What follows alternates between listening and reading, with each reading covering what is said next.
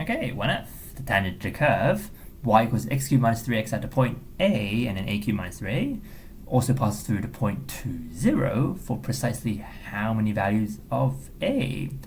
Okay, so the objective of this question is clear, right? The direction is also very clear, is that you've got to set up an equation of a, right? And then check basically how many solutions have you got, right? So you have to set a relationship in terms of a only. Okay, so let's use the information in the question. So it's saying that the tangent passes through that, right? So let's calculate the tangent first. So dy dx equals how many? You know that's 3x squared minus 3, okay? And now I'm at the point A, right? So this should be really 3a squared minus 3. Yeah, 3a squared minus 3. Okay, so full tangent, y equals to 3a squared minus 3x plus c. And that's my tangent equation. And then I just use the coordinates to figure out what a c is. All right, so simple expanding, nothing too much. So then from here you see that the c is negative 2a cubed, I think. Yeah, negative 2a cubed. Okay, so let me chuck that in then. C is negative 2a cubed. All right, I can't be asked to write the whole thing again. So now this is my equation up here. Okay, and now we know that it passes through 2, 0 as well. All right, so let's jam that in. Let's jam that in.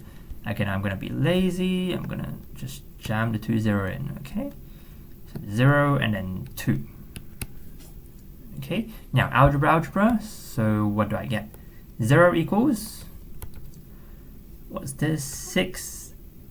6a squared minus 6 minus 2a cubed, I suppose. Okay, let me make myself more space. So let's make this slightly nicer. 2a cubed minus 6a squared plus 6 equals to 0. Okay, so what we have to do is that we have to figure out how many solutions this thing has, right? How many solutions a cubic has. Okay, people might get, confused from here, right? How do I figure out how many solutions a cubic has, right? Is there some discriminant or something? I mean, yes, there is a discriminant for cubics, I think, but that's too complicated. Yeah, there are other better ways to do so. So this is a very nice question to tell you how to do cubics. Okay, so first thing that you do is that you realize that cubics have two types of shapes. Yeah, it either goes like this, sort of lumpy shape, or it goes straight up. Yeah, so you've got to check which one is it, right? So what's the difference? Well, the left-hand side has 2 lumps, the right-hand side has no lumps, right? So you're trying to find the turning points of this, right? If there are 2 turning points, then great, it's the left-hand side. If there are no turning points, then it's the right-hand side. Yeah. So let's differentiate this. 3a squared minus 6a.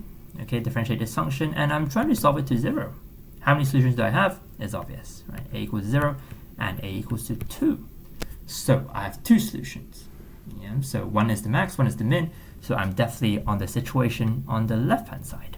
Okay, so this is 0, so I can already put my y-axis on. Okay, this a is 0, 0 something. Okay, this is 2 something. Yeah, this is 2 something. Okay, so it's 0 what? It's 0, 3, right? Because I got to chuck in a 0 to the original, remember? Original function.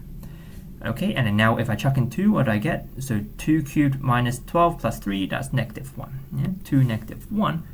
So my axis should be somewhere there. My axis should be somewhere there. Okay, then I count my solutions.